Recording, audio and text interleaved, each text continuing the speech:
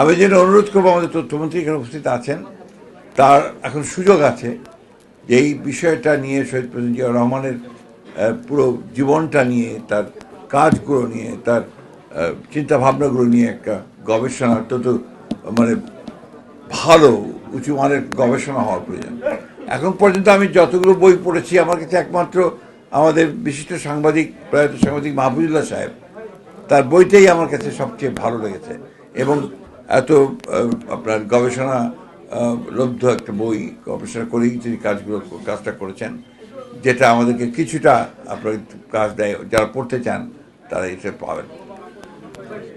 শহীদ president Ziaur Rahman আমাদের কাছে, আমার কাছে বিশেষ করে মনে হয়, আমি তার সবচেয়ে বড় জিনিসটা কোনটা দেখি, অনেক কাজ করেছেন এই 3.5-4 বছরের মধ্যে। তিনি প্রায় প্রতিটি ক্ষেত্রেই, একটা রাষ্ট্রের প্রত্যেকটি ক্ষেত্রে তিনি হাত দিয়েছেন, চেষ্টা করেছেন শুরু করার। কিন্তু কোন বিষয়গুলো সবচাইতে আমার কাছে মনে হয় যে এগুলো মৌলিক কাজ করেছেন, প্রথমটি আমার কাছে যেটা মনে হয় সেটা হচ্ছে যে আমি যে একজন বাংলাদেশি, আমি যে সেপারেট, আমার যে আলাদা আইডেন্টিটি আছে, আমি যে পশ্চিম বাংলার বাঙালি নই, আমি এই ভূখণ্ডের একজন নাগরিক, এবং আমার যে আলাদা একটা সত্তা আছে, এটা তিনি এস্টাবলিশ করেছেন তার বাংলাদেশি জাতীয়তাবাদের যে তথ্য, সেই তথ্য দিয়ে। আমার কাছে এই কথা সবচেয়ে বড় কাজ মনে হয় তার।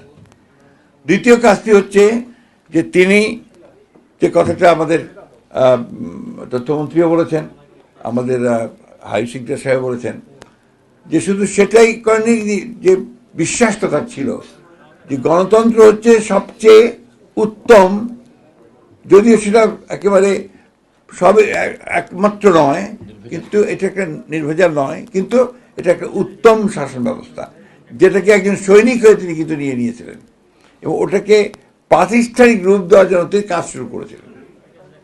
তিনি, আপনি দেখেন, যখন 75 সালের পরে, আপনার সেই ঘটনার পরে সমস্ত রাজনৈতিক দলগুলো কিন্তু তখন তো বলতে, সমস্ত রাজনৈতিক দল বলতে আওয়ামী লীগ, আপনার মুসলিম লীগ, এবং আরও অনেকগুলো দল ছিল, সমস্ত আপনার ছাত্র খান।